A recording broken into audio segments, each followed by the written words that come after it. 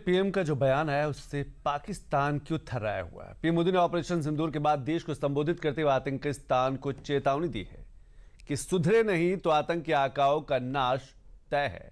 PM Modi के संबोधन की और खास बातें क्या कुछ रही हैं, क्या वो लंबी लकीर हिंदुस्तान ने खींच दी है, वो एक रिपोर्ट देख लेते हैं। हर आतंकी, आतंक का हर संगठन जान चुका है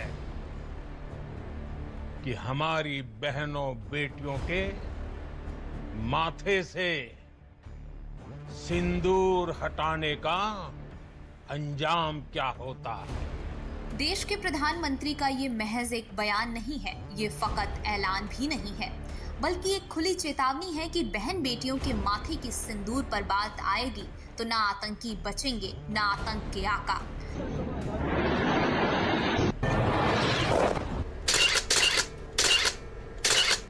ये वो बयान है जिसमें निशाने पर तो आतंकी हैं, लेकिन थर्राया पूरा पाकिस्तान है।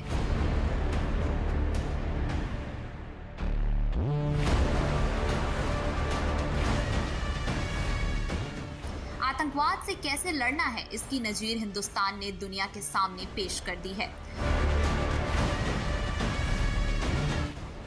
इस आतंकी हमले के बाद सारा राष्ट्र, हर नागरिक, हर समाज, हर वर्ग, हर राजनीतिक दल एक स्वर में आतंक के खिलाफ कड़ी कार्रवाई के लिए उठ खड़ा हुआ। हमने आतंकवादियों को मिट्टी में मिलाने के लिए भारत की सेनाओं को पूरी छूट दे। पाकिस्तान गिड़गिड़ाया तो भारत सीज फायर के लिए तो तैयार हो गया, लेकिन जब पीएम बोलने आए तो दुश्मन को ये भी चेता डाला कि वो हमारी सदा सयता को कमजोरी समझने की भूल बिल्कुल ना करें, क्योंकि जब बात भारत के आन बान और शान पर आएगी तो पाकिस्तान का नामो निशान भी नहीं बचेगा। पाकिस्तानी फौज, पाकिस्तान की सरकार जिस तरह आतंकवाद को खाद पानी दे रहे हैं, वो एक दिन पाकिस्तान को ही समाप्त कर देगा।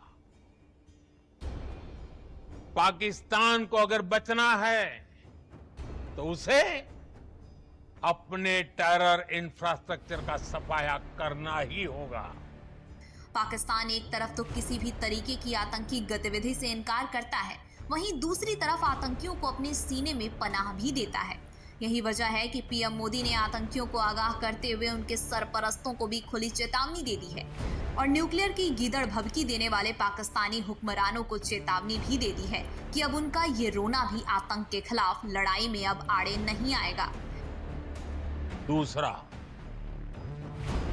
कोई भी न्यूक्लियर ब्लैकमेल भारत नहीं सहेगा। न्यूक्लियर ब्लैकमेल की आड़ में पनप रहे आतंकी ठिकानों पर भारत सटीक और निर्णायक प्रहार करेगा। हम आतंक की सरपरस्त सरकार और आतंक के आकाओं को अलग अलग नहीं देखेंगे। ऑपरेशन सिंदूर के दौरान दुनिया ने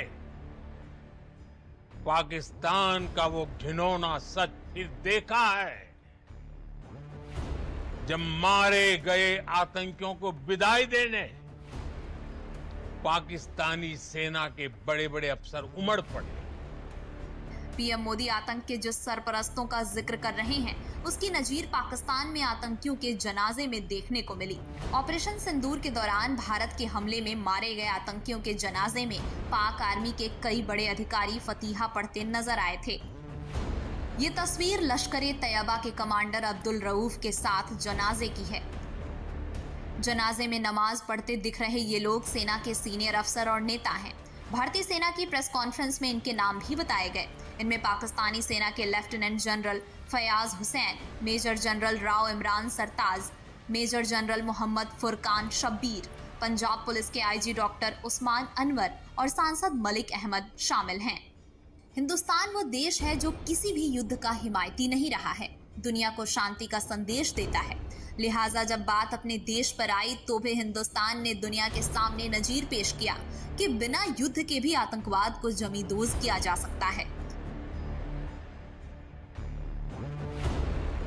निश्चित तौर पर ये युग युद्ध का नहीं है, लेकिन ये युग आतंकवाद का भी नहीं है। टेररिज्म के खिलाफ जीरो टॉलरेंस। भारत भले ही युद्ध का हिमायती नहीं है, लेकिन पीएम मोदी ने साफ कर दिया है कि भारत की एकता, अखंडता और संप्रभुता पर आघात की हर कोशिश को नाकाम करने के लिए अलर्ट पर है और ऐसी कोशिशों में ऑपरेशन सिंदूर ने एक नई लकीर खींच दी है। भारत की तीनों सेनाएं,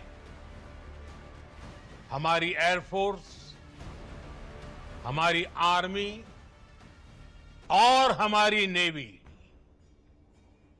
हमारी बॉर्डर सिक्योरिटी फोर्स बीएसएफ,